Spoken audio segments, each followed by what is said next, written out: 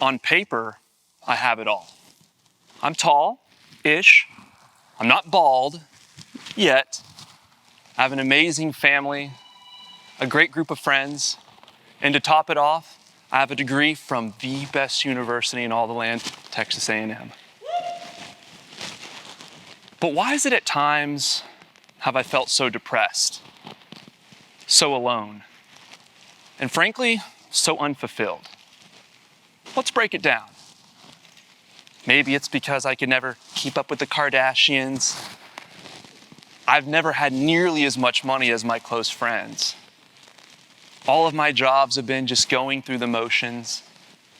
I failed at love, not once, but twice on national television. And to put the cherry on top, I was born with a chronic condition that nearly took my leg and potentially my life in 2017. Now, I know some of you may be asking, hey, Cam, would you like some cheese or bread with that wine of yours? Maybe play a solo on the world's smallest violin? Well, I'm here to tell you all today that regardless of what other people, even my own subconscious mind tries to convince me, I am in control.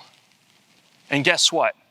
You too can be in control, which is why my idea is simple. ABC. Always be courageous. Regardless of your social status, you can turn your tragedies into triumphs, but you have to put your passions into actions, because that is when we can evoke positive changes in our world. Now, the theme of this TEDxTAMU conference is Odyssey. And when I'm envisioning extraordinary lives, I think of it kind of through the lens of an Odyssey. Because what 32 years of living in this crazy world has taught me is that you will experience regular, daily trials and tribulations. So let's consider this: happiness, sadness, pleasure, pain, glory, and failure. What's interesting about those ranges of emotions is that they're relative to their opposites. So without experiencing those lows, well, those highs never feel really as good. So now we're going to go all the way back to the year 2000. Here's me, 11 years old, playing YMCA basketball like most kids do at that age. And I remember at the end of the games, I was having pretty bad lower back pain and pain in my knee. And naturally, my parents thought, oh, that's just normal growing pains, but let's go to an orthopedic specialist just to be safe.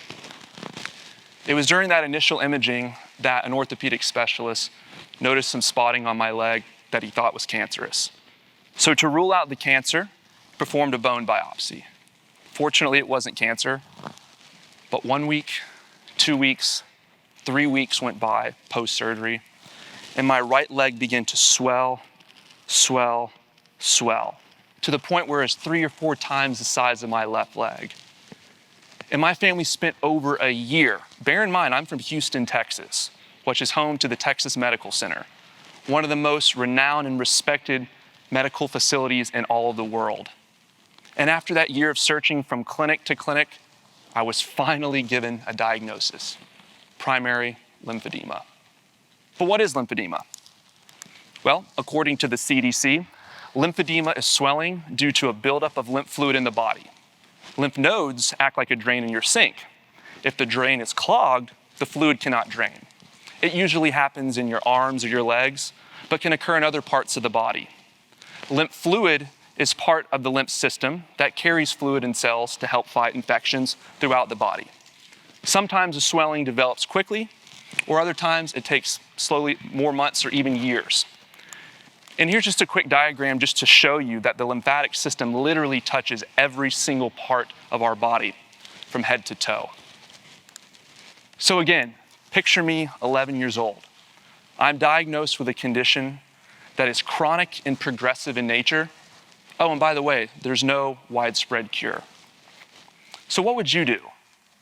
Well, I know in my mind, I started spiraling out of control. There goes the opportunity to play varsity basketball, collegiate basketball, NBA, that's not happening. But it actually made me think of a quote from one of my high school basketball coaches. He said, Cam, in basketball, but also in life, there's two things that you have control over: your attitude and your effort. Now, I'm here to tell you from personal application and firsthand experience, when you combine a positive mental attitude with the work ethic, you can accomplish some incredible things.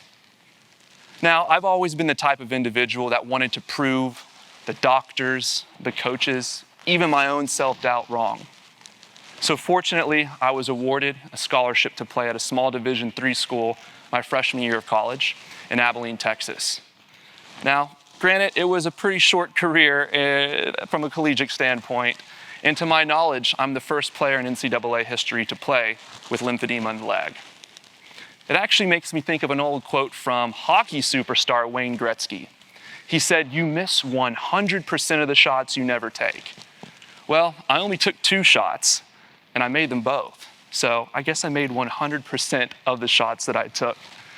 Now, all jokes aside, the physical demands of the game got to be too intense for my lymphedema. So I made a very difficult decision to walk away from the game of basketball. But on the bright side, I transferred to the Texas A&M University my sophomore year. And upon graduation in the year 2011, I did what a lot of Aggies do. I got into the energy business. I was living in Dallas-Fort Worth at the time, and frankly, I was kind of going through the motions. Wasn't really fulfilled with that job.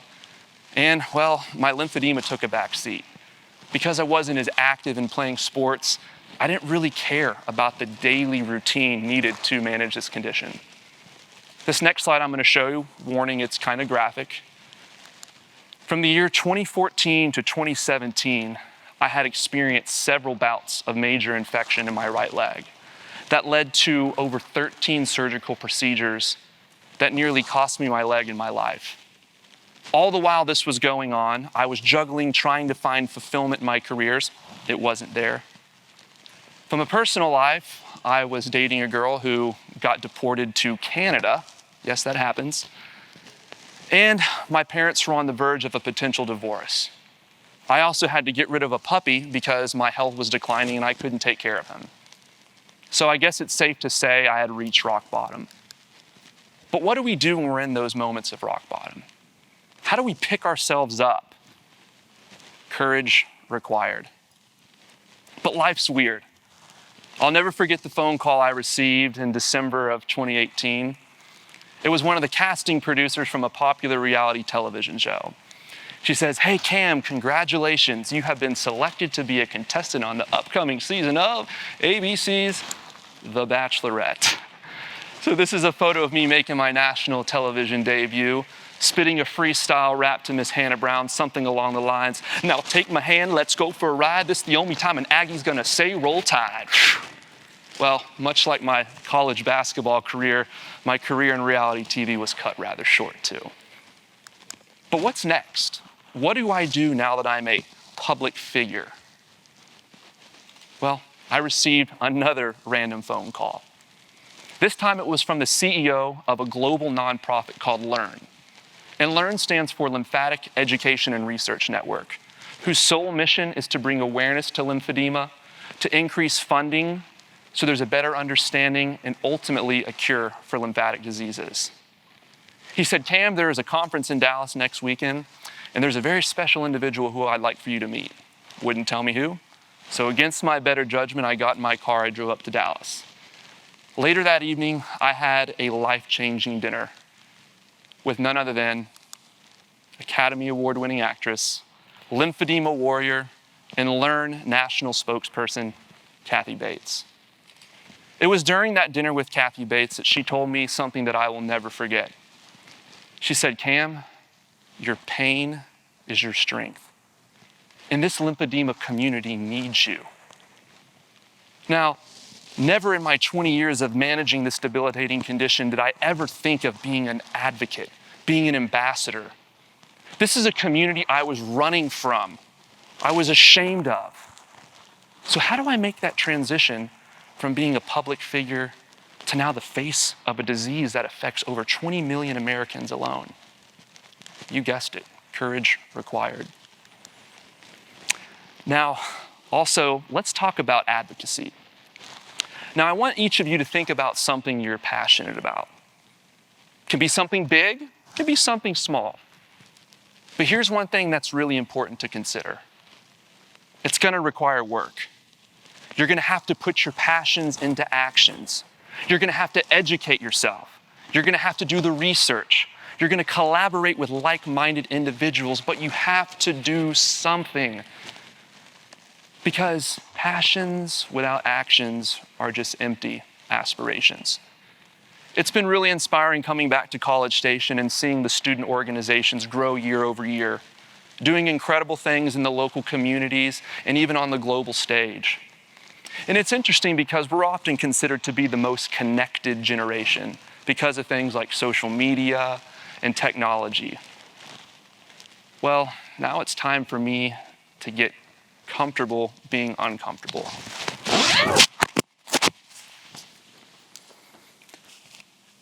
Never did I ever think that I would be on stage talking about my lymphedema. And it's taking a lot of vulnerability. So let's talk about vulnerability. According to Oxford Dictionary, vulnerability is described as a noun, the quality or state of being exposed to the possibility of being attacked or harmed, either physically or emotionally. Now, I also think that vulnerability is a verb, because in my opinion, it requires action, especially through the landscape of social media. Now, you don't have to be a public figure or an influencer to not only experience, but to demonstrate your vulnerabilities. And I'm telling you from firsthand experience, it can be a very, very empowering act. But here's the paradox about social media. You see, it's an environment where both positivity and negativity thrive. Now, I wish I could project my cell phone and show my Instagram account, because if you go to my direct messages, you will find hundreds of comments, things ranging from death threats, questioning my character, saying things like, "You don't even have lymphedema." And that's something I have to face on a daily basis, having being vulnerable and putting my life out there to the public. But on the flip side, I've received hundreds of direct messages from lymphedema patients, from their family members, thanking me for my courage and inspiration and being a voice for this community. And that brings me back to something one of my mentors told me a long time ago. She said, "Cam, the purpose of life is discovering your gift, but the meaning of life is giving that gift away to others." And that's something I get to do every single day now as a compression therapy consultant. I get to educate doctors, nurses, therapists, and ultimately lymphedema patients on new protocols. It truly is that sweet spot where your purpose, your passion, and your profession intertwine. But still to this day, it's not easy. You guessed it, courage required. Now, one more bit on social media. Some of you are aware of this phenomenon going around, #NoFilter. Now, for some of you who aren't familiar with that, it's pretty popular on platforms like Instagram and Facebook, where essentially someone takes a picture of themselves. That's a selfie for the boomers out there. They take a selfie and they post it, and they don't use any of the built-in editing features like the filters. And I kind of get why they do that. Because I feel as human beings, we want to be real. We want to be raw, or at least the perception of it. Now, from someone who has been doing this for the past 2 years, I actually encourage you to create a filter. Because if you're going to be truly vulnerable on social media or in your day-to-day lives, let's practice this. Let's practice filtering out negative people. The world is filled with them. And they will do everything in their power to bring you down when you're at your highest of highs, and they will keep you down when you're at your lowest of lows. Let's practice filtering out self-doubt.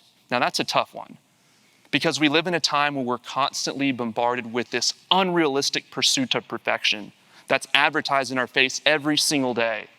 And I'm telling you, that will lead you down a path of depression. Now, some of you watching are not quite into the workforce yet, or maybe some of you are a year or two in. So let's practice filtering out unfulfilling careers. Have the tenacity, have the courage to recognize when you are not fulfilled. and have the actions to walk away. And I promise you, you'll be okay, especially if you got an Aggie ring. But let's also practice filtering out anything that's not going to make you or the communities around you stronger. But one thing I want us to never filter out is courage. So in closing, I know everything I said is probably easier said than done. I get that. But that's what courage is. Courage is bursting through those bad days. Courage is crushing your comfort zones.